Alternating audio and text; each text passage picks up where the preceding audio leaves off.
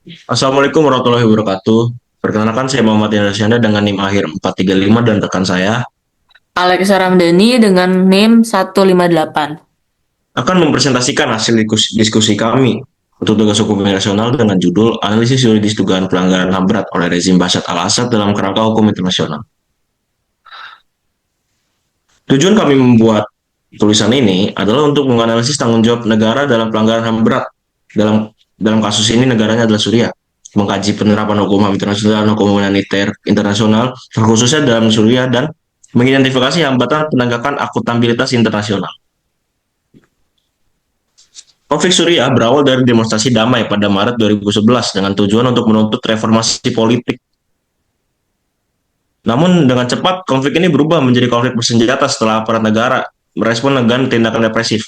Sejak itu Suriah menjadi arena kekerasan sistematis yang menimbulkan ratusan ribu korban jiwa, jutaan pengungsi, dan penderitaan sipil yang masif.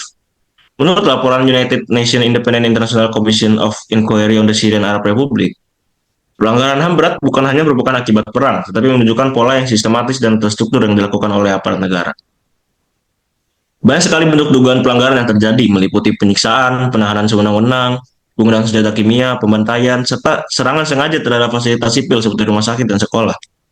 Dalam perspektif hukum internasional, tindakan-tindakan tersebut melanggar berbagai kewajiban negara sebagaimana diatur dalam International Covenant on Civil and Political Rights dan Convention Against Torture.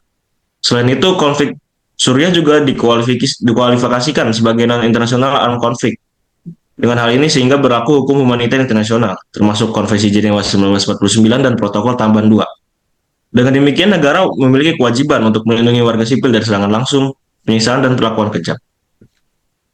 Untuk pengertian HAM sendiri, HAM atau hak asasi manusia merupakan hak dasar yang dimiliki oleh setiap manusia dari sejak ia lahir. HAM ini bersifat universal dan tidak dapat dicabut, sehingga negara wajib untuk melindungi hak asasi manusia setiap warga negaranya.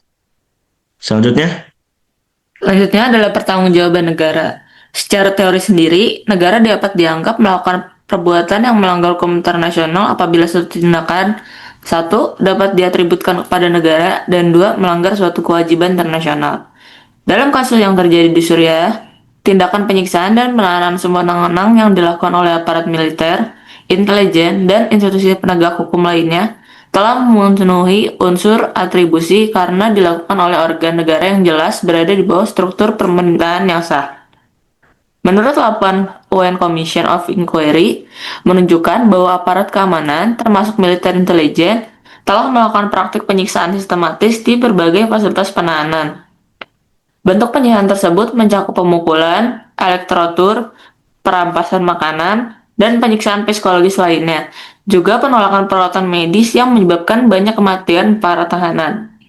Praktik semacam itu melanggar Convention Against Torture yang telah diartifikasi Suriah sejak 2004, dengan demikian menciptakan kewajiban hukum internasional yang bersifat mengikat. Selanjutnya. Selanjutnya adalah hambatan yang dihadapi penegakan hukum internasional terhadap dugaan pelanggaran HAM berat di Suriah.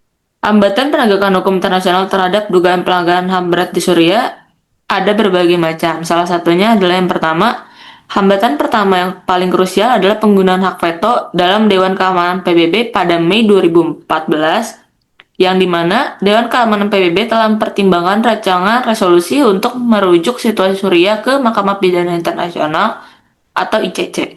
Namun, resolusi tersebut diveto oleh Rusia dan Tiongkok yang secara konsisten menjadi sekutu politik dan militer pemerintahan Suriah. Penggunaan veto tersebut secara efektif menutup jalur formal untuk membawa kasus Suriah ke ICC. Hambatan kedua adalah keterbatasan yurisdiksi ICC. Karena Suriah bukan negara pihak Statut Roma, ICC tidak dapat bertindak kecuali melalui rujukan Dewan Keamanan PBB.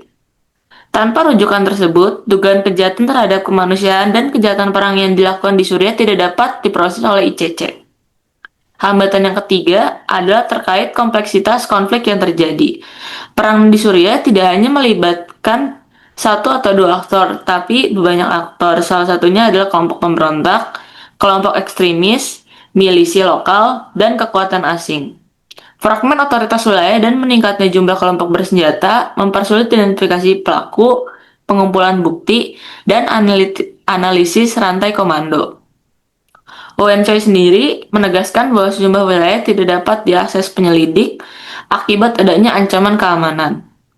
Yang keempat adalah munculnya dinamika geopolitik.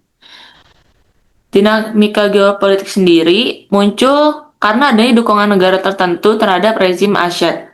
Intervensi militer dan politik oleh negara-negara besar memberikan efek perlindungan tidak langsung terhadap rezim tersebut, sehingga menyulitkan koordinasi internasional untuk penegakan hukum.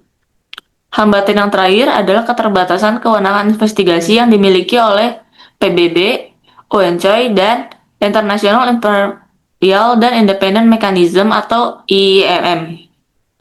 Lembaga ini hanya memiliki mandat untuk mengumpulkan dan menyimpan bukti, tetapi tidak memiliki kewenangan untuk melakukan penuntutan secara langsung tanpa adanya rujukan resmi dari DKPBB. Dengan demikian, hasil penyelidikan tidak otomatis menghasilkan proses hukum, kecuali ada lembaga yang berwenang untuk menindaklanjutinya. Next. Kesimpulan, artikel ini menegaskan bahwa meskipun unsur pelanggaran HAM berat dan pelanggaran HII yang dilakukan oleh rezim sudah terpenuhi, mekanisme internasional yang ada belum mampu memberikan keadilan substansif bagi para korban. Hal ini diperkuat dengan adanya banyak dukungan asing oleh negara-negara besar seperti yang dilakukan oleh Rusia dan juga Tiongkok.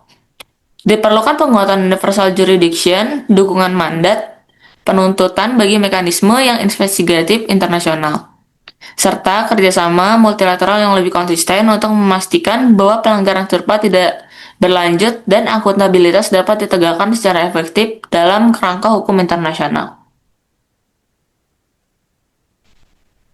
Mungkin cukup sekian yang bisa kalian sampaikan, kurang lebihnya mohon maaf. Semoga bisa bermanfaat bagi kehidupan kita. Terima kasih. Wassalamualaikum warahmatullahi wabarakatuh.